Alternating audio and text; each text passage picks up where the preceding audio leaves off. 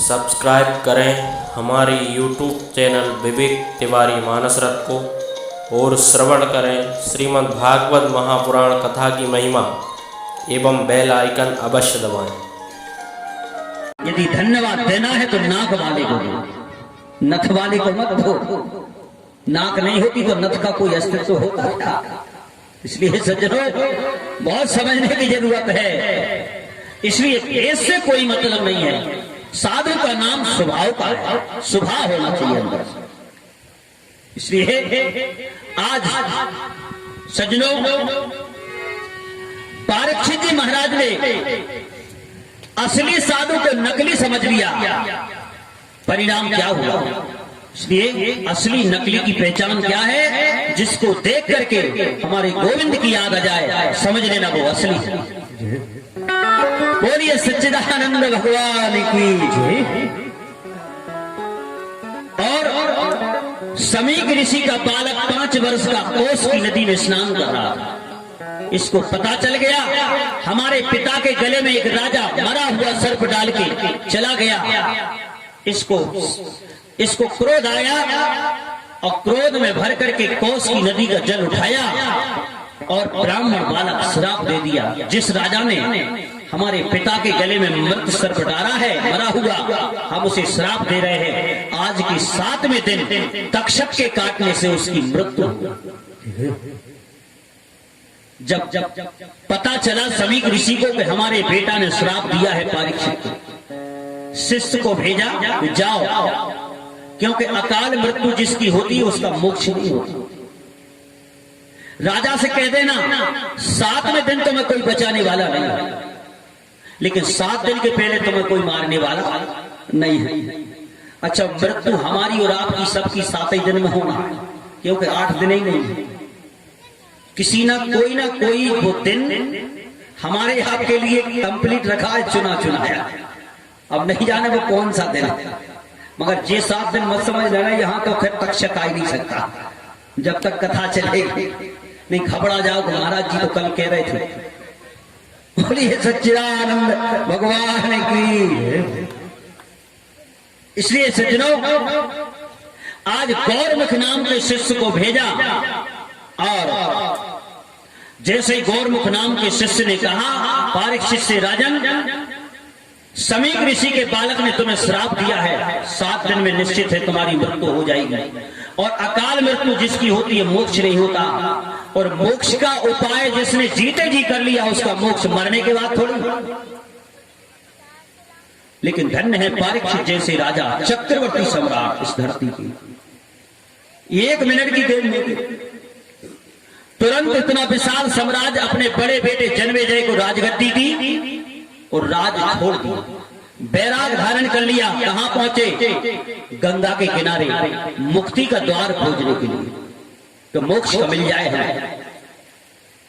और मोक्ष कहां मिलेगा? मार्केट में नहीं मिलेगा, संतों के सानिध्यता में ही मोक्ष मिलेगा। जब तक हम सत्संग में नहीं जाएंगे मोक्ष नहीं मिलेगा। इसलिए इतना विशाल साम्राज्य छोड़ दिया परीक्षित जी ने।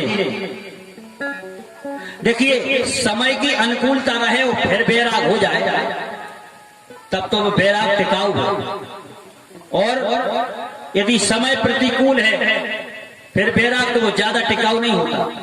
जैसे घर में पति पत्नी की खटपट हो गई, अब बैराग का भूत चढ़ गया, चलेगा स्टेशन पर अटैची लेके सूटकेस, और शाम तक बैराग चला, शाम के बाद बैराग खत्म। अब पप्पू की याद आई, बोले हमारे बिना वो खा नहीं सकता, हमारे बिना रह नहीं सकता। अब घर में 2 बर्तन होते हैं, खटपट तो होती है। भूत उतर गया, आ गए। ये बैराग टिकाऊ नहीं है। समय अनुकूल रहे फिर बैराग।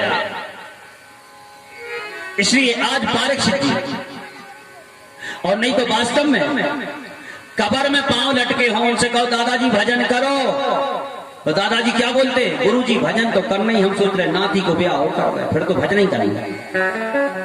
अच्छा सुनो, नाती ये सोच रहा है कि दादाजी कब निपट जाए, कि वो ब्याह में निपट गए तो फिर हमारा ब्याह बिगड़ जाए। बड़ी विडंबना है। इसलिए सज्जनों खबर हमको एक घड़ी की नहीं है, लेकिन इच्छाओं का हम पोटला बांधे घूम रहे हैं। अगली साल ऐसा करेंगे, फिर और अगली साल ऐसा करेंगे, फिर और ऐसा करेंगे। और खबर कितनी नहीं है कि हम यहां से घर पहुंच रहे कि नहीं, सोते हुए सवेरे उठ रहे कि नहीं, इसकी हमारे पास गारंटी नहीं है।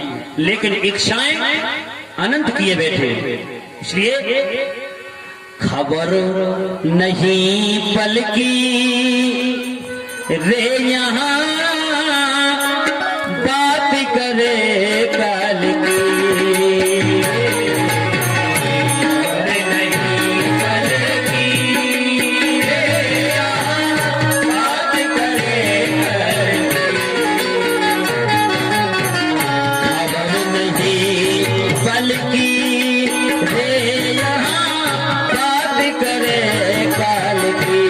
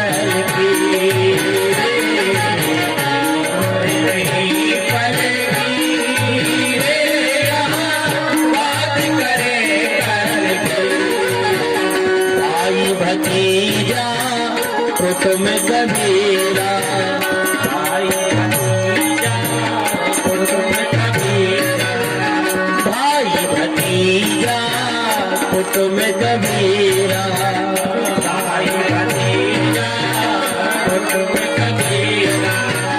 सगाई स्वार्थ की रे, सगाई स्वार्थ की रे, सगाई स्वार्थ की रे यहाँ बात करे कल की,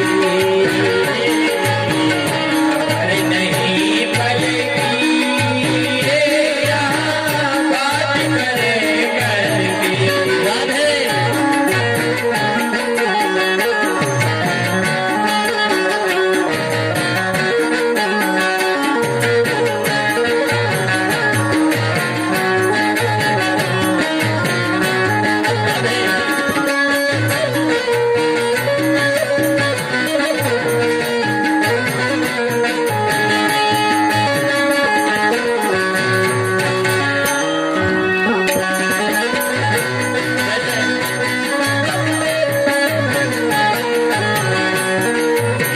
पंच तत्व का बनाए पिंजरा, पंच तत्व का बनाए पिंजरा। ये हमारा शरीर पंचायती धर्मशाला है, पांच पंचों ने मिलकर बनाई है। ये शरीर भी हमारा नहीं है, ये भी धर्मशाला है पंचायती। कौन कौन? क्षिति जल पावक गगन समीरा, क्षिति जल पावक गगन समीरा। पंच रचित ये है अधम शरीरा, पंच रचित ये है अधम शरीरा। ये माटी जंगल की रे, माटी जंगल की रे, माटी है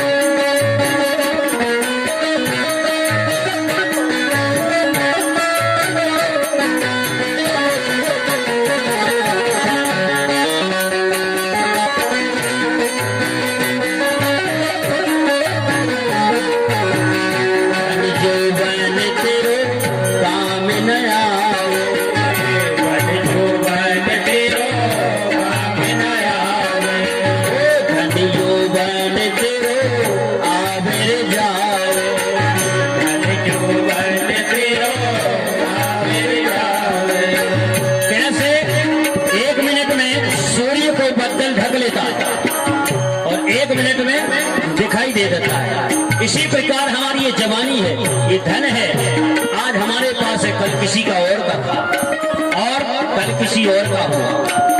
ये जवानी भी इसी प्रकार ढलती है। सजनो धनियो बन तेरे आवेरे जावे, धनियो बन तेरा आवे जावे। ऐसे जैसे छाया बादल की,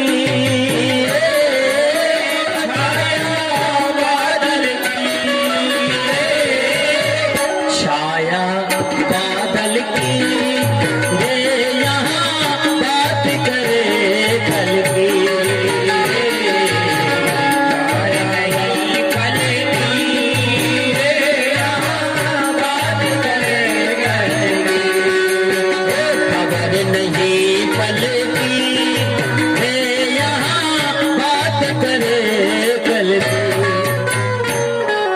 विश्वास नहीं है और बात कल की चलती।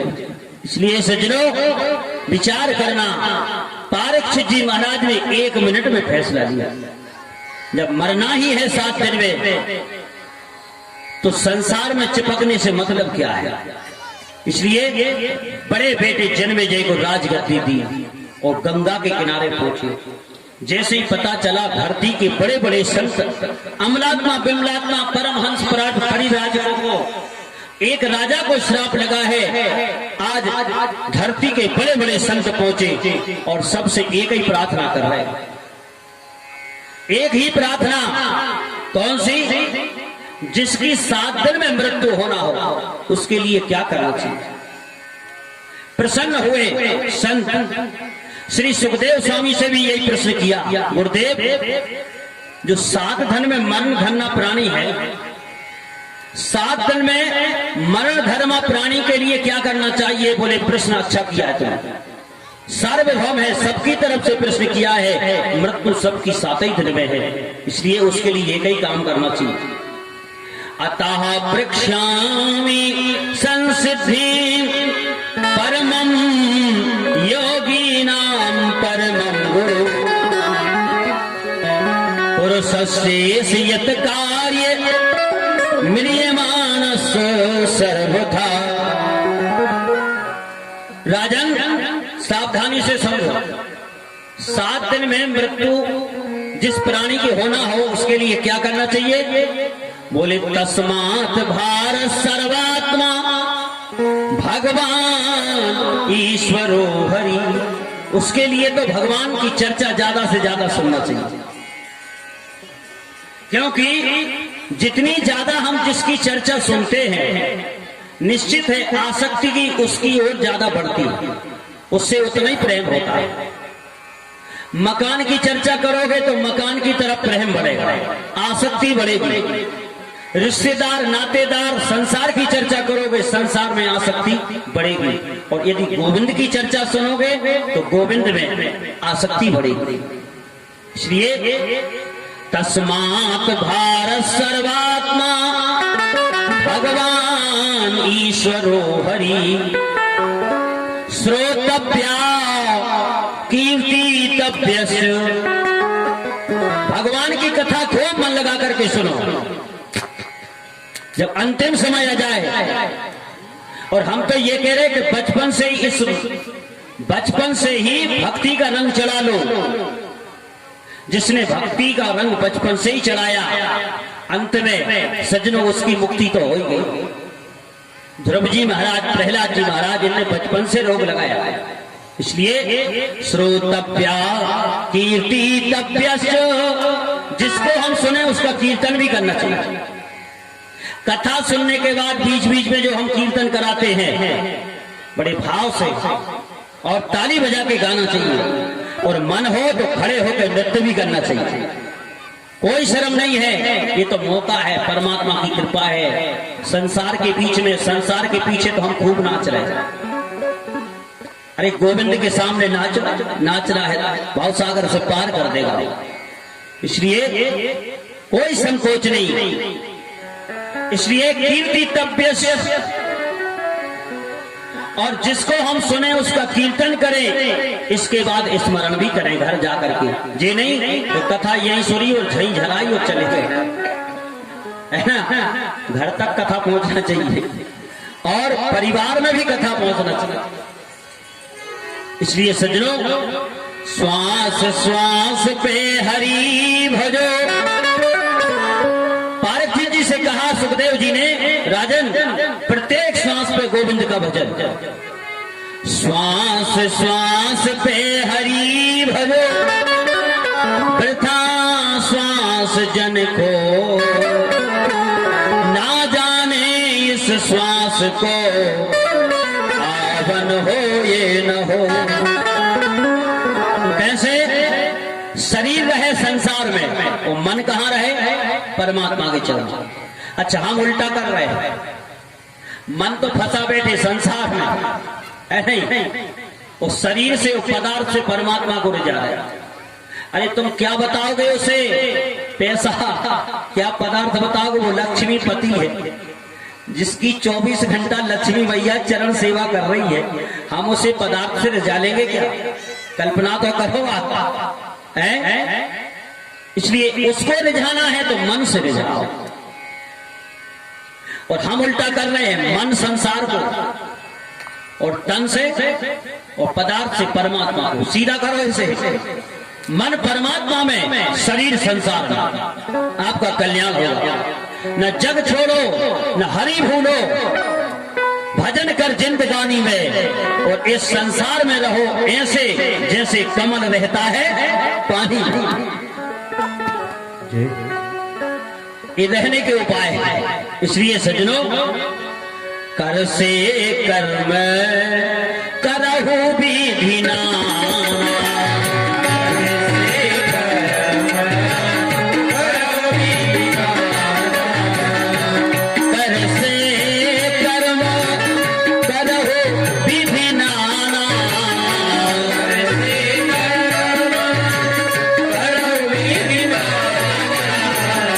मन राखहु जहाँ कृपा निधाना,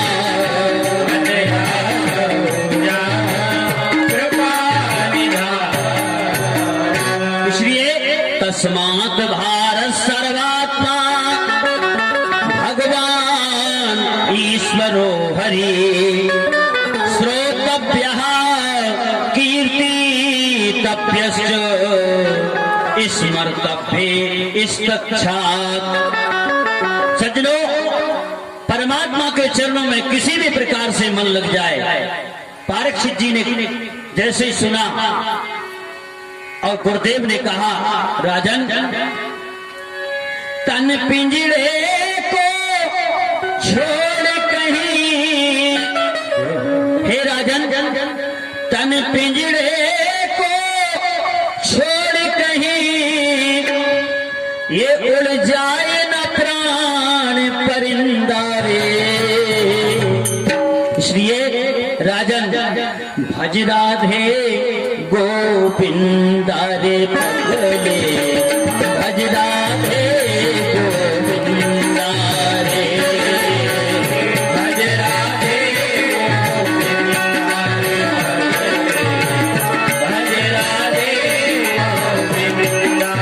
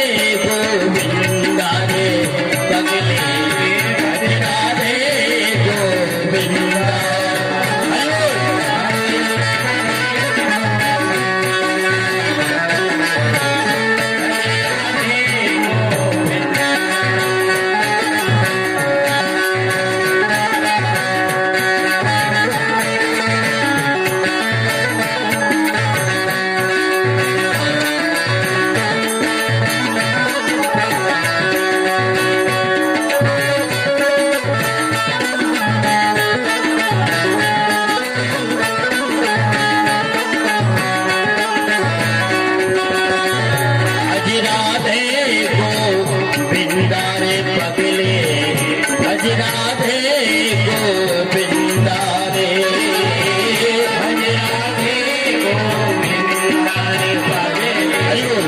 भज राधे गोविंदा।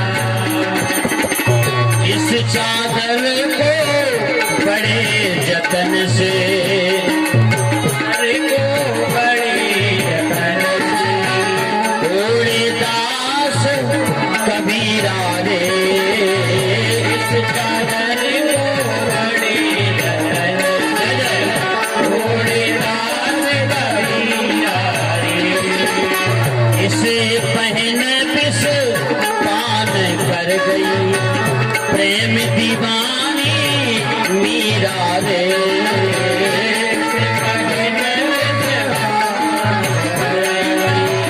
प्रेम दीवानी इस चादर को पाप कर्मों से,